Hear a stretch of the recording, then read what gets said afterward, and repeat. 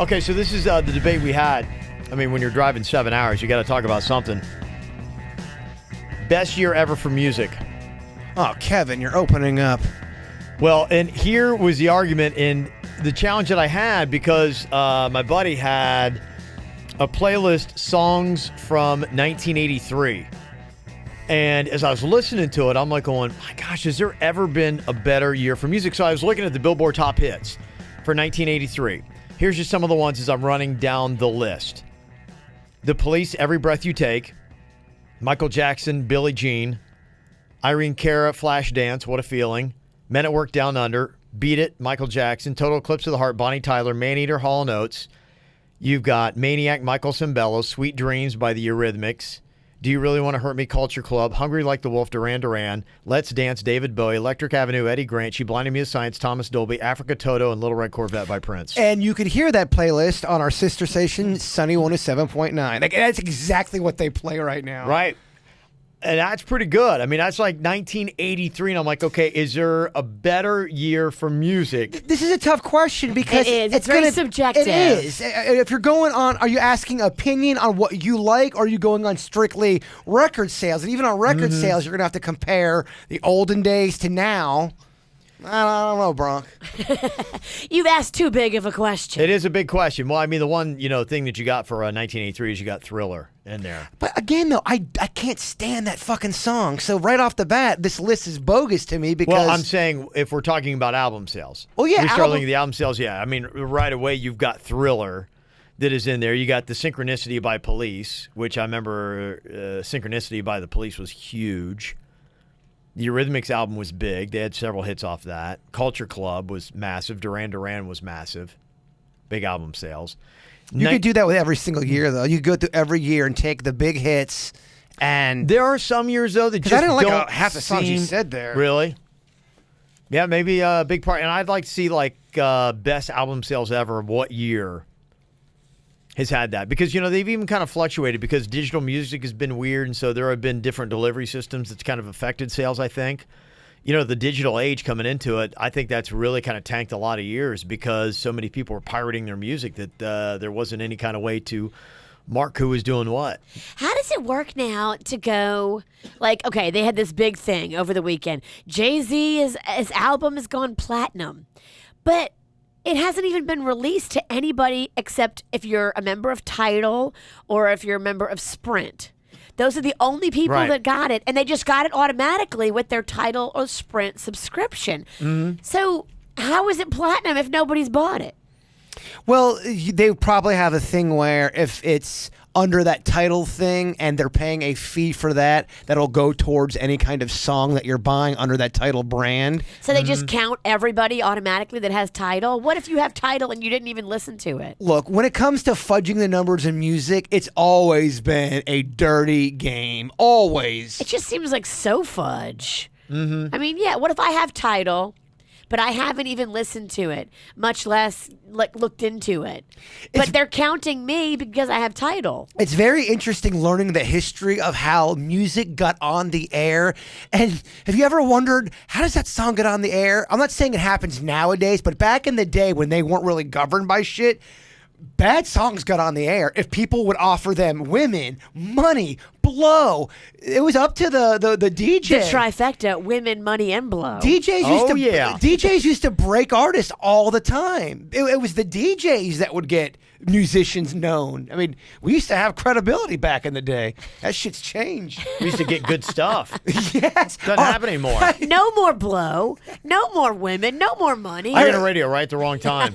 I did. I got in the year. I think all that quit. You told me. I remember that one of the first things. It might have been you, Virginia, that said, "Oh, radio is so cool. You get to go on all these trips, and it's really neat." I went on one trip to Orlando, and that shit shut down real quick. There was no more trips. You guys went on boats and all kinds of shit. Yeah, when we first got here, we went to the Bahamas several times. We had a cruise that we went on one time. I remember went down to South Beach another time. All kinds of stuff. Yeah, we would go to Disney all the time. I mean, yeah, we're always doing something. I went to the Civic Center in Port St. Lucie. It's one of the that's most. So sad. Well, you guys are going to the Bahamas. 1984 had Prince and you had When Doves Cry, you had Let's Go Crazy, and everything was on Purple Rain. You had the Footloose soundtrack. You had Van Halen's 1984. Duran Duran was still doing stuff with the Reflex. Born in the USA album, and Madonna started off her stuff with Borderline, Holiday, all those. And Huey Lewis and the News had that sports album, The Heart of Rock and Roll. I mean, just by saying that, you're going to get a lot of people to say that was the worst year. And only because of Huey. I love Huey Lewis and the News, but they were kind of like the Nickelback of the 80s. People used to hate on them all the time. Did they really? They did, man. They thought they were cheesy. Those are pretty good years. I was just kind of seeing what other people would say for the best years of music and what you would throw out there. And I think, part of it, too, you can make your argument just by throwing out some legendary albums. Maybe not so much the singles. You'd be like, okay, yeah, that came out that year. A lot of people were saying 1991. You had U2's Achtung Baby, Nirvana's Nevermind, Pearl Jam's 10, Soundgarden's Bad Motorfinger, R.E.M. Out of Time, Metallica's Black Album. Just some of the ones that were out there. That was 1991. Going way back, some people were arguing 1971, best year ever for music. The Rolling Stones had Sticky Fingers, Led Zeppelin 4, The Who, Who's Next, with Baba O'Reilly. John Lennon had Imagine, that was out in 71. Elton John's Tiny Dancer, just a few of the ones in 71. This is too hard of a question to ask because you have to go through the years and I don't know. It's very subjective too. I mean, what if you don't like Led Zeppelin? Like Jay Bird hates Led Zeppelin. I can't. I hate getting the lead in my head. What's the term? Put some lead in it. We gotta get the lead out. Yeah, I hate it. I can't. I was listening to Stairway Heaven. It was on the Gator, and I was listening. I'm like, give it a chance, let it breathe. And the whole time I'm thinking, how fucking long is this song? It's like 12 minutes. It's a long one. Yeah. So I guess maybe you would just have to say in what year did the most, and maybe that's how you make your What year was the most profitable for record sales in all of history? And that still is not going to be, that. But just because someone sells a lot of albums doesn't mean, everyone's going to love that person. Mm-hmm. And you could probably argue 1977 as being the biggest year ever for music because if you look at the top 10 best-selling albums of all time, in 1977 you had Fleetwood Mac's Rumors, the Bee Gees' Saturday Night Fever. Billy Joel the Stranger? It's not in the top 10. Oh, what? Damn. And like that, shut you up. Meatloaf's Bat Out of Hell. I'll make no mistake, I will not shut up. That was all 1977. Gosh, am I the only one that thinks Meatloaf's music sucks?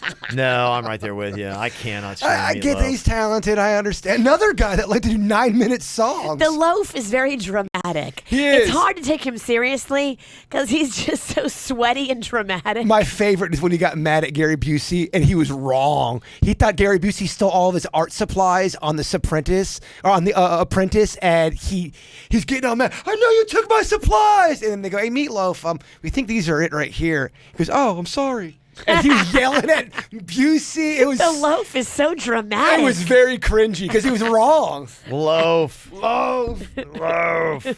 Come on, man. So there you go. If anybody wants to do the homework on that, try to make your argument. I think you're chasing a dragon. Yeah, I don't know. I mean, maybe there's somebody you could probably, I'm sure, crunch the numbers, and maybe there's a site that just has all the answers on it right there that says what year. You could, if it was had the most exactly just based on money alone. Mm-hmm. But then you always have the Jay Bird hates Led Zeppelin factor. Well, yeah, just because a lot of times, a lot of the popular music is something that I'm not that into anyway. Yeah, so it'd be, taking away from subjective just on album sales. What year had the most album sales ever? All right, let me see here. Other stuff we got on the show today. Got this email from Sarah in Dallas. Sounds like a fun ride she had. She said, anywho, I got to say thanks to all of you. When I take a Mary Jane gummy, I get stoned off my ass. Well, I take my gummy and have some wine and sit on the back porch to escape my kids. Well, I listen to y'all on the iPad every day, and when I'm really stoned, I think I have been sitting outside for 30 minutes. I always pause your show before I go face the kids, and I look down, and I've only been listening for 10 minutes, and I thought 30. Then I pick up my wine, hit play, and I know I got 20 more before I need to check on the kids. So thank you. From my stoner safe. Wow, it took a long-ass time to write this email. Love y'all. Thanks, Sarah. I thought you were going to say, after I get stoned, I then put down the baby. Right. Interesting ride there. Oh, yeah, I forgot. Somebody gave me an edible over the 4th of July holiday. I meant to bring it in for Denny's. I don't think we can talk about that on the air. I think that is illegal. Is it? No, yeah, it's illegal in the state of Florida. I meant a gummy bear. The edibles are in town. They've flooded the market. Oh, yeah? Really? I'm talking the legit edibles. So I've heard. Oh, really? We're talking from California and Colorado. Where do you go get said edibles? Got to know a guy? Well, I think you have to know a guy or a girl. Let's not be sexist. There's just some girl drug dealers out there, too. Okay. I got an email here that says, all three of you should just get Sideline phone numbers. If you need a new phone number, you can call, text. It's a free app, changing anytime you want. You get your new service phone number and then get this Sideline second phone number and only give this one out over the radio. Then you can get your local area code. No one knows it. It works great. I like giving my real number out. Back in the day, I really, really enjoyed it. I don't know what happened, but people became mean. People mess with him and they text him and they antagonize him. I'm not even talking to a about different level. Well, I'm not talking about even the funny stuff. Oh, the moon's gonna murder you. I think all that stuff's funny. It's when they start saying horrible things about either how we all should die, or they specifically go into why they hate us so much and why I'm the fucking worst or why Kevin's the worst. It gets to a point where go fuck yourself. Makes you miss those moon is watching you texts. Well, yeah, because some of the texts I would get, and honestly, the majority are very kind and nice and fun, but it just takes a few to be like, damn, they're being violent, or they're being racist, or they're being, it's ugly, and I don't like it. Side note, since you brought up the moon, full moon this Sunday. I think I'm going to go to that Lake Worth full moon drum circle. Oh. Yeah, they got a couple things going on. They got that on, I think it's on Saturday. And is it Saturday it's going on? The full moon is Sunday. And you said that the drum circle's on Sundays. That's what I was told by Kit. Kit's up on that stuff in Lake Worth. Yeah. Scotty Fusion was telling me about how there's a pretty cool meditation thing in Lake Park, Tuesdays at 7 p.m. He said the people are very #BeCool. They're not trying to promote anything to where it's throwing ideals down your throat. It's just to kind of calm your mind. Okay, yeah, and they're actually doing, on the same day as they're doing the drum circle thing, they do paddleboarding out at Peanut Island. Ooh. Yeah, for the full moon. Full moon paddleboarding. Starts at 7 p.m. Wow. That would be pretty cool. If you knew how to paddleboard and you were in shape and you weren't ashamed of your body, I could see how that'd be really fun. Paddleboarding's tricky. It is. Getting on and off. Once you're on and you have your balance, you're good. But getting on and off is tricky. I hear you. You think Virginia's crazy with this moon stuff that she's into, or do you think there really is a correlation with our behavior with the moon? Yeah, no, absolutely. I mean, it's been well documented through the ages, through mankind. Lunatic is having to do with lunar. That's the root word for it. It's just the moon makes people crazy. I mean, hospitals will tell you that the case levels go up, and whether it's because we got so much water in our body or there's just something happening with the earth, yeah. I would love to know the real reason, what it is. And there are some people that call themselves moon babies, and they're people that were born on a full moon or right around a full moon. My friend is one of them. So he's a water sign, whatever his astrological sign is, it's a water sign. Yeah. And he was born on a full moon. So he is a moon baby. I'm going to see how close I was to a full moon. He likes to go on a full moon, jump in the ocean at night, and go like skinny dipping by himself in the ocean in the full moon. I'm like, oh my God, that is horrifying. I went swimming by myself in the ocean over the break, and my family yelled at me, "What are you going swimming by yourself? You could die that way." A little dramatic, I think. I go in the ocean by myself all the time. Yeah. You just don't go in too deep. You can swim around by yourself. I'm with you on this one. Just don't go at night. At night scares me because you can't see what's going on. I just wish I knew how many weird fish are underneath me. How close That's are what sharks? They said, sure, paddleboard at night when the critters feed. Yeah, so that might be something to look into. And Josie in the chat room on live stream said, I've been to the drum thing in Lake Worth. It's okay. Nothing too exciting. Oh, really? Well, that's also probably what your perspective on it too. If you're going there, some people get into that stuff and they think their life is going to change within a day. You're going to have all the answers, the hidden answers to the world.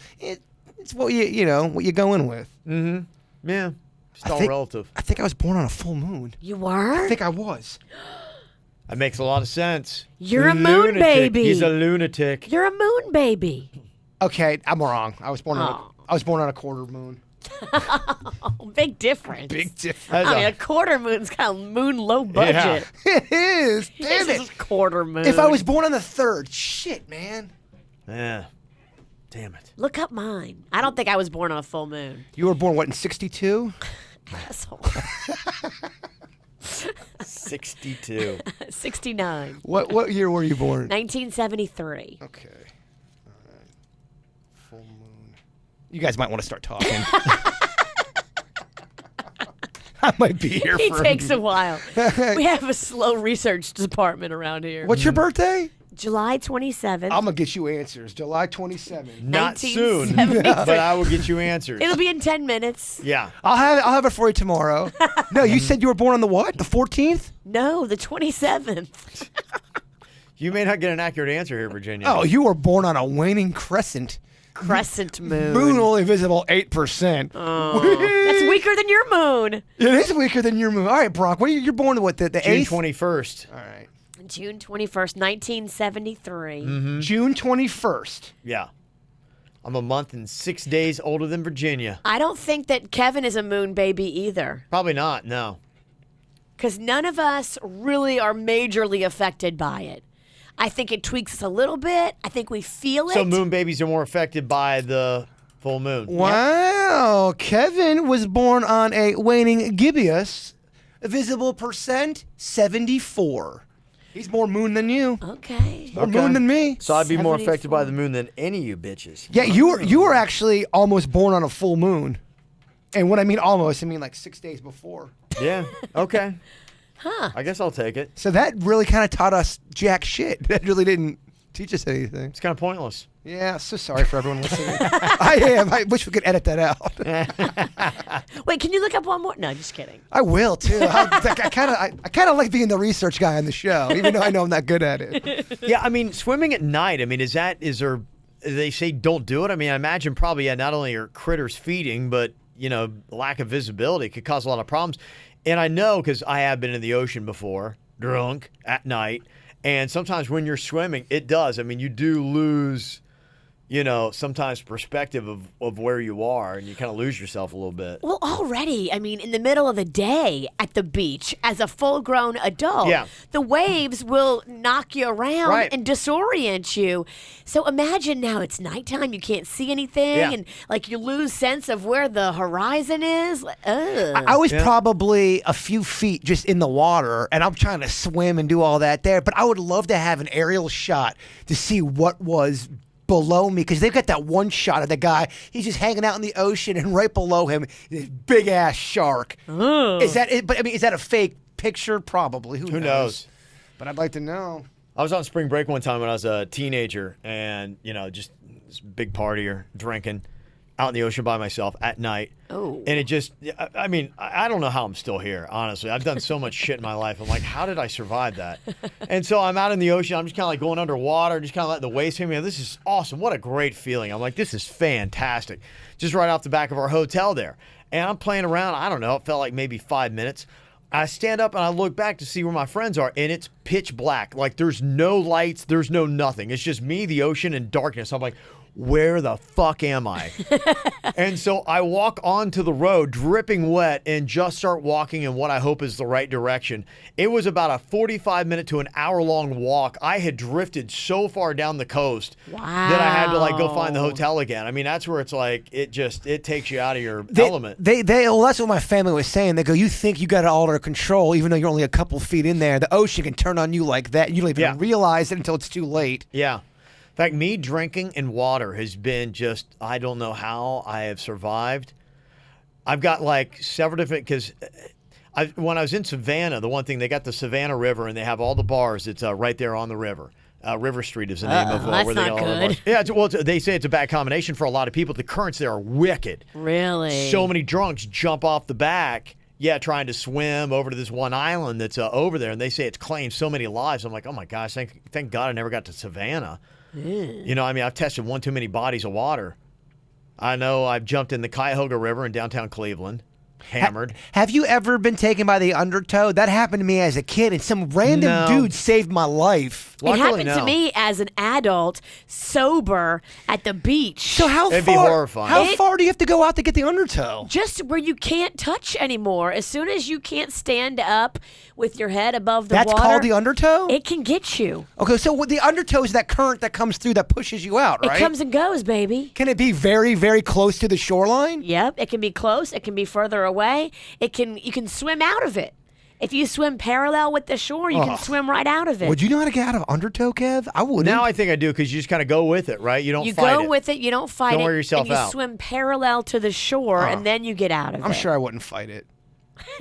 And you would fight it so hard. Get the fucking undertow.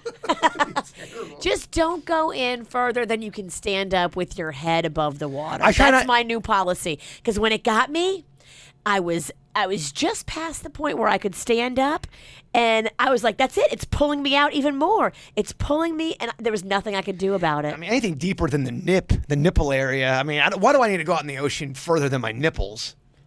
I agree with you. Yeah, you gotta watch it. I got a whole new respect for it. That body surfing's pretty fun, though. Yeah, I was hitting up the waves. Caught a few. I love body surfing. It's a lot of fun. Let me see here. Got an email from Chelsea coming to South Florida with her fiance weekend of August 18th, and they're staying in Jupiter. Got Guanabanas on the list. Oh yeah. What else we need to do, see, and eat? And we love being on or near water and love the craft beer. All right. Well, right there at Guanabanas, you have got several things. In fact, right across the street. Just giving you the quick lowdown. You got a place called the Square Grouper, and there's a couple other places that's over there like Utiki. You can go check out. That strip's got a whole bunch of good stuff. I'm not sure when Michael Jordan's new restaurant is going to be opening up. It's not open yet. It's right across the way there. You can also do paddleboarding right off the back of Guanabanas. One of my favorite places to paddleboard. To go check out, you got Harborside Place for Tiger Woods, who's got his restaurant, and Tommy Bahamas is there, and a couple other places. Right up the road a little stretch, Tequesta has a really nice hog snappers. Yeah. It's a more fancy place called Evo, E-V-O. That's really a great spot for a fancier night out. Yeah, if you don't want to be fancy, we got Chuck E. Cheese down here. We got it all. Yeah, it's not Jupiter. She's talking about Jupiter. Jupiter, West Palm. Come on, guys. 8 minutes away. In Abacoa Town Center, you've got Civil Society if you like the craft brewery, and they've got a beer there. It's called Fresh, and it is fantastic. The Jupiter Beach Resort is beautiful. We went there for a Yeah, it staycation is. over the 4th of July holiday. We stayed there, and I loved it. Mm-hmm. So nice. Beautiful suggestions for Beautiful you. beaches. Yeah, they do. Dubois Park. Du Bois. That is a fun little park. If you've got kids that are afraid of the ocean, take them to Du Bois Park. That is a wonderful place to give them ocean light. Have you ever been there, Kevin?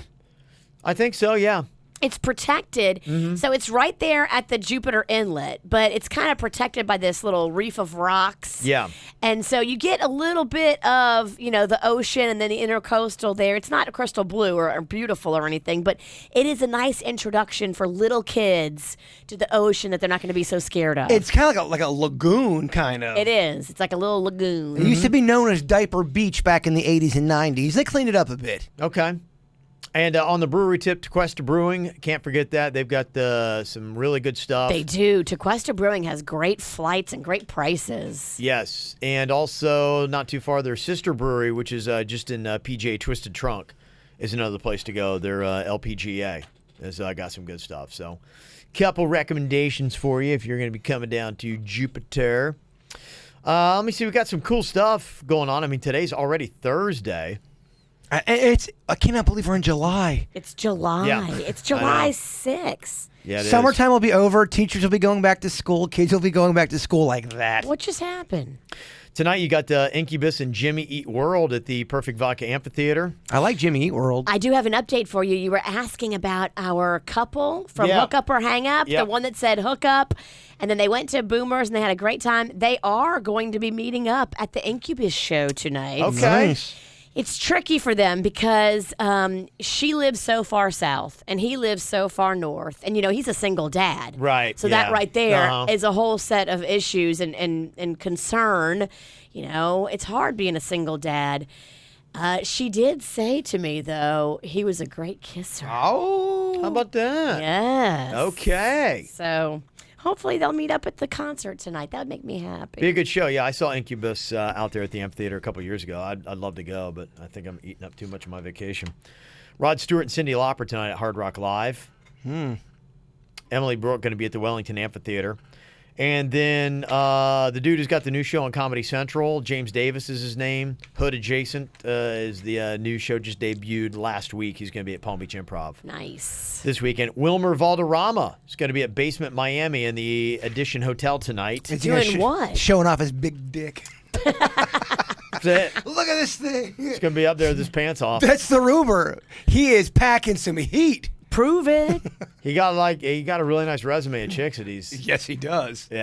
been with, no doubt about that. Yeah, it's like a post party. They're doing some kind of like Latino awards, Okay. the Watsco Center, and then they're having the after party there at Basement Miami. Demi Lovato really credits him to him helping her get off and staying off drugs. That's awesome. And they still remain friends even though they're not a couple, which means what? They're still banging. Friends with benefits. Oh, yeah.